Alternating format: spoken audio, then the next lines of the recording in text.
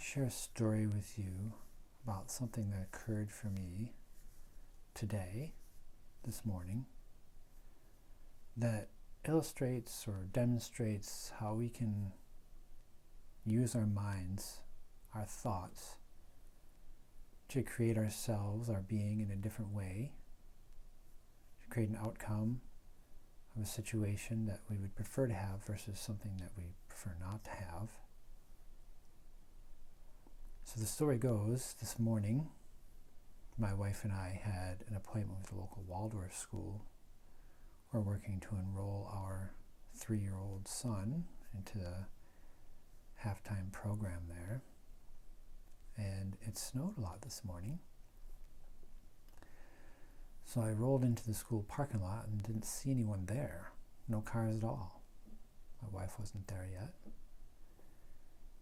She rolled in shortly behind me, and we both assumed probably they'd closed school because of the snow, the dangerous roads. And she said, "Oh, look at this, I got a text at 8:25 this morning from someone that we know at the school letting us know that it had been closed."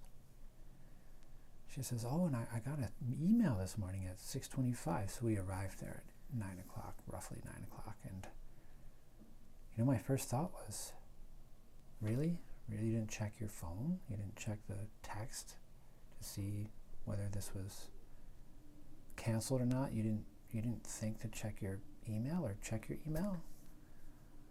Right, and immediately I was having that thought, and then I asked myself, well, why are you having this thought? What's this about? Or is this even true?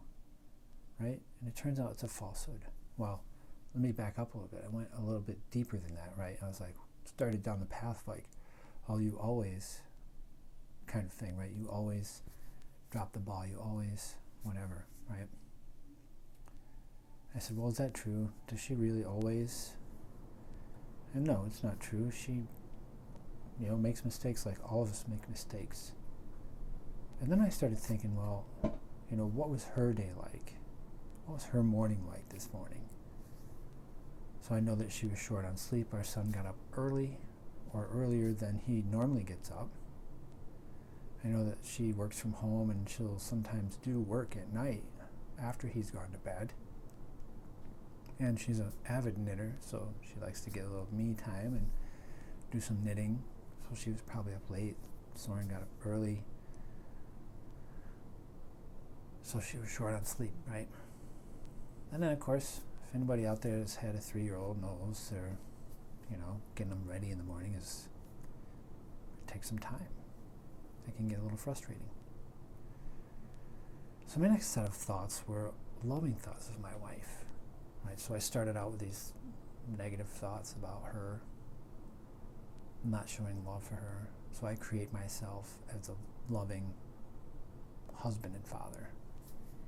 And I was thinking, this is not loving, these thoughts. So I changed my thoughts in the moment from the negative thoughts that I was thinking, oh, you drop the ball, to I love you. I see that you've had potentially a challenging morning. It's snowing out. You drove 20 or 25 minutes to get here through the snow. Our son was then crying because he wanted to be there and there was nobody there and he wasn't going to be able to do it.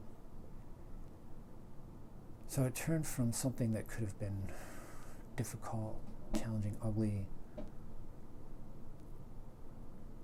could have created a negative mood between the two of us, to switching my thoughts to positive thoughts about her.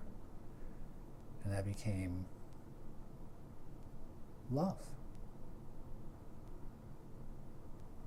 When I thanked her for bringing Soren over there in the snow, and I went back to my work, and we gave each other hugs and kisses and said we loved each other. I just want to share this story because it really demonstrates how we have the power, if we slow down a little bit and think about what we're thinking before we speak,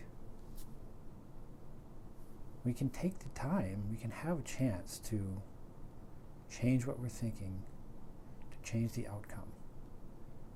And I could have also been in a really foul mood after that, right? If I had kept the thoughts of she's always messing up, or this was terrible, or whatever. It didn't really put me out at all. Instead, I had a great day, right? Felt love for my son and my wife and for myself, for ensuring that I changed those thoughts. And you have the same power to do that too. I hope this was helpful. I love you.